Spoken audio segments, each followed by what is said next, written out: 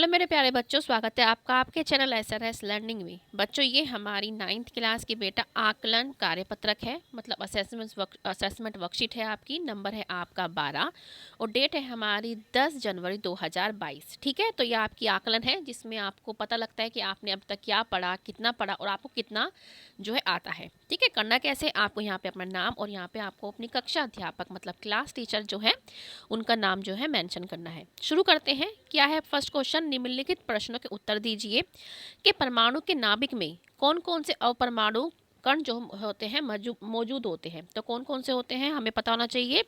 Proton होता है, proton और न्यूट्रॉन। ठीक है, प्रोटॉन और जो न्यूट्रॉन होते हैं वो हमारे क्या होते हैं, नाभिक में होते हैं। वैसे आपको पता होना चाहिए परमाणु जो है उसमें 3 अपरमाणु होते हैं, न्यूट्रॉन, प्रोटॉन और इलेक्ट्रॉन। लेकिन हमें पूछा है सिर्फ नाभिक में, तो नाभिक में हमारे सिर्फ ये 2 ही होते हैं, प्रोटॉन और न्यूट्रॉन। नेक्स्ट क्वेश्चन पे आते हैं कि प्रोटॉन की खोज किसने की थी। तो प्रोटॉन की जो खोज थी वो की थी ई गोल्डस्टीन ने। किसने की थी? ई गोल्डस्टीन ने। ठीक है, तो ये हमारी प्रोटॉन की खोज इसने करी थी, ई गोल्डस्टीन। नेक्स्ट क्वेश्चन है परमाणु पर कौन सा आवेश होता है। तो परमाणु पर कौन सा भी आवेश नहीं होता, होता है जीरो, या ठीक है जीरो। नेक्स्ट है रदरफोर्ड ने अपने प्रयोग में किस धातु का इस्तेमाल किया। तो उन्होंने किया था सोने का, सोना जिसे आप गोल्ड बोलते हैं।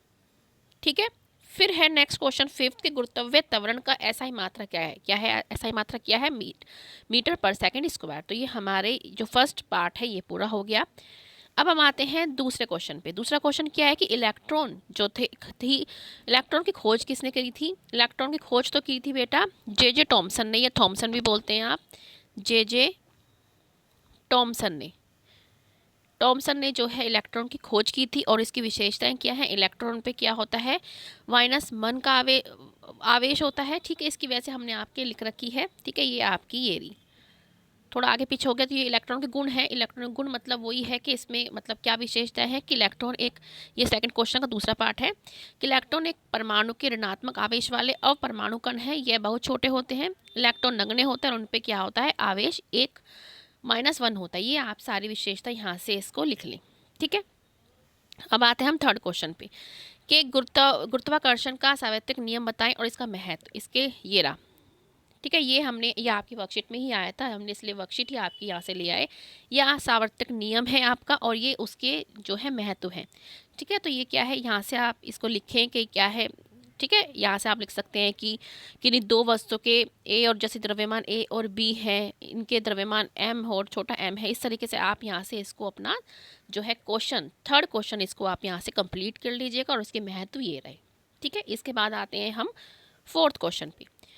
फोर्थ क्वेश्चन है कि गुरुत्वाकर्षण के सार्वत्रिक नियम के समीकरण में जो हमारा जी है ये क्या दर्शाता है, मतलब क्या बोलते हैं हम और इसका मान कितना होता है। ये भी हमने क्या है, ये रहा। इसको बोलते हैं हम गुरुत्वाकर्षण स्थिरांक। क्या बोलते हैं, गुरुत्वाकर्षण स्थिरांक। और इसका जो मान होता है वो ये होता है 6.67259 10⁻⁻11 न्यूटन मीटर स्क्वायर पर किलोग्राम kg स्क्वायर होता है। ठीक है, तो यहाँ से इसको देख के इसको अपना कंप्लीट कीजिएगा। तो ये कौन सा क्वेश्चन है आपका, फोर्थ क्वेश्चन का ये आंसर है। ठीक है, अब आते हैं नेक्स्ट क्वेश्चन पे। नेक्स्ट क्वेश्चन है हमारा फिफ्थ कि जी का मान पृथ्वी के विषुवत वृत्तों की अपेक्षा ध्रुवों पर अधिक क्यों होता है। क्यों होता है अधिक, ये रहा, ये रहा। ये यहाँ से आप ये वाला क्वेश्चन यहाँ से आप लिख सकते हैं क्यों होता है, क्योंकि ये रहा आपका फिफ्थ क्वेश्चन का फर्स्ट पार्ट है ये। ठीक है, फर्स्ट पार्ट, फिफ्थ क्वेश्चन का फर्स्ट पार्ट ये रहा कि पृथ्वी एक समान रूप से गोलाकार नहीं है, इसलिए इसकी त्रिज्या भी ध्रुवों से विषुवत वृत्तों की ओर जाते हुए बढ़ती है। इसलिए इसके परिणाम स्वरूप जी का मान पृथ्वी ध्रुवों पर विषुवत वृत्तों के से अधिक होता है। तो ये आप इसका फिफ्थ क्वेश्चन का बेटा फर्स्ट पार्ट है। सेकेंड पार्ट है हमारा, उसको पढ़ते हैं कि यदि एक व्यक्ति का चंद्रमा पर भार 10 न्यूटन हो तो उसका पृथ्वी पर भार कितना होगा। ये रहा इसका फॉर्मूला। ठीक है, ये फिफ्थ क्वेश्चन के बेटा बी पार्ट का फॉर्मूला है। सबसे पहले आपको फॉर्मूला लिखना है कि चंद्रमा पर वस्तु का भार है = 1/6 पृथ्वी का भार। तो हमारा चंद्रमा का भार कितना दे रखा है, दे रखा है हमारा 10। ठीक है, और बराबर में 1/6 हमें निकालना है पृथ्वी का। तो ये हम यहाँ पे इसको, ये 6 को यहाँ पे ले जाएंगे तो 10 × 6। ठीक है, और पृथ्वी पर भार। ठीक है, इसको फॉर्मूला को पूरा लिख लेना तो हमारा आ जाएगा 60 न्यूटन। 60 न्यूटन क्यों लिखें, क्योंकि हमें न्यूटन में अपना आंसर देना है। 60 न्यूटन इसका जो है आंसर होगा। ठीक है, तो ये कंप्लीट कर लेना। सबसे पहले बेटा ये फॉर्मूला लिखना है आपको। ठीक है, अब बढ़ते हैं आगे क्वेश्चन पे अपने। फिर हमारा क्वेश्चन है कि गुरुत्वाकर्षण त्वरण किसे कहते हैं। जी का मान ज्ञात करने का सूत्र जो है परिकलन कीजिए। ये भी आपका ये रहा, ये भी हम आप ये रहा, देखो ये रहा गुरुत्वाकर्षण त्वरण क्या है, ये रहा।